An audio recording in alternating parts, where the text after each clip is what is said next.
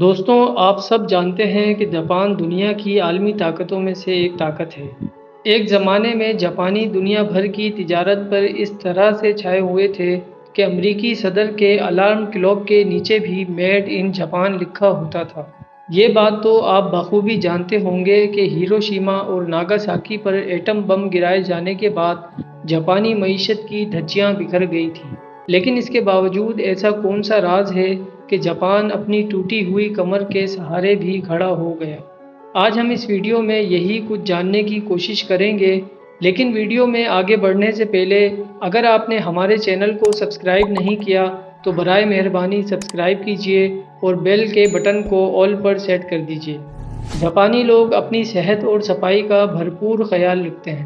1996 میں ایک یورپی ٹورسٹ جاپان گھومنے کے لیے ٹوکیو پہنچا۔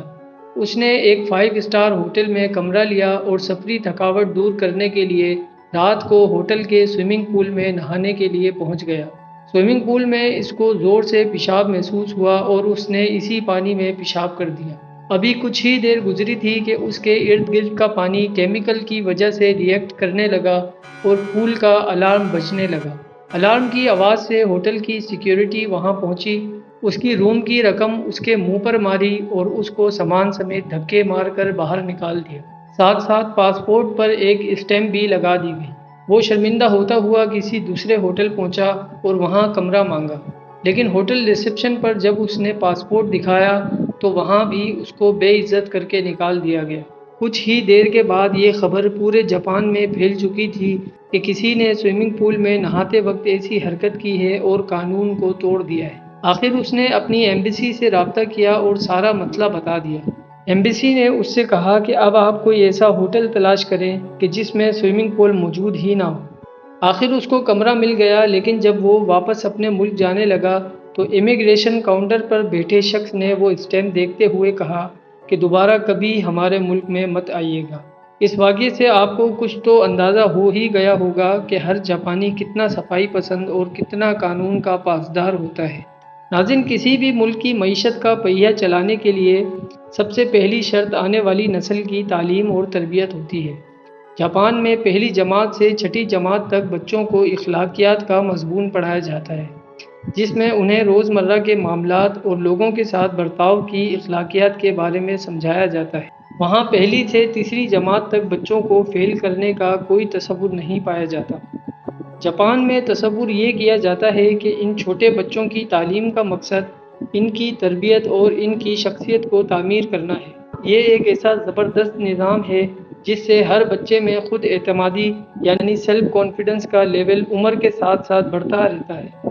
جاپانی بچے روزانہ اپنے اساتذہ کے ساتھ مل کر اپنے اسکول کی خود صفائی ستھرائی کرتے ہیں۔ اس مشق کا مقصد انہیں اخلاقی اور عملی طور پر صفائی پسند بنانا ہوتا ہے۔ اسکولوں میں اساتذہ اور پرنسپلز کھانے کا معیار چیک کرنے کے لیے اور بچوں کی حفاظت کو یقینی بنانے کے لیے اسٹوڈنٹ سے آدھا گھنٹہ پہلے کھانا کھا لیتے ہیں۔ جاپانی دنیا کی امیر ترین قوموں میں شمار ہوتے ہیں، مگر ان کے گھر میں کام کاج کے لیے نوکروں کا کوئی تصور نہیں پایا جاتا۔ گھر میں رہنے والے تمام افراد گھر کے سارے کام خود ہی کیا کرتے ہیں۔ جاپان میں صفائی کا کام کرنے والے کو ایک خاص نام سے پکارا جاتا ہے جس کا مطلب ہیلتھ انجینئر بنتا ہے۔ اس کی تنخواہ امریکی ڈالر کے حساب سے 5000 سے 8000 ڈالر کے درمیان ہوتی ہے۔ اس ملازمت کو حاصل کرنے کے لیے امیدوار کو باقاعدہ زبانی اور تحریری امتحان پاس کرنے پڑتے ہیں۔ جاپان میں گاڑیوں، ریسٹورنٹ اور بند مقامات پر موبائل کا استعمال نہیں کیا جاتا۔ جاپان میں سائلنٹ موڈ پر لگے موبائل کو ایک خاص نام دیا جاتا ہے جس کا مطلب مینرز موڈ ہوتا ہے۔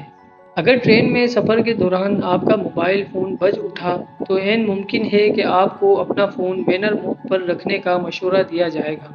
جاپان میں اگر آپ کسی کھلی دعوت یا بوفے پر جائیں تو وہاں پر بھی آپ کو یہی دیکھنے کو ملے گا کہ لوگ اپنی پلیٹوں میں ضرورت کے مطابق کھانا ڈالتے ہیں۔ پلیٹوں میں بچا ہوا کھانا چھوڑ دینا جاپانیوں کی عادت نہیں۔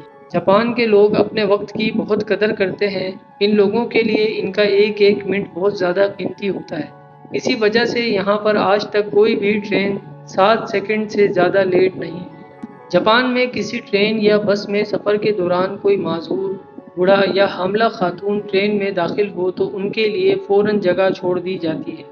آج جاپان کو پوری دنیا میں ایک عزت دار ملک کے طور پر دیکھا جاتا ہے، اور اس کے پیچھے جاپانیوں کا بہترین ایجوکیشن سسٹم ہے، جہاں پڑھائی اس لیے کی جاتی ہے تاکہ ہم اچھائی اور برائی میں فرق محسوس کر سکیں۔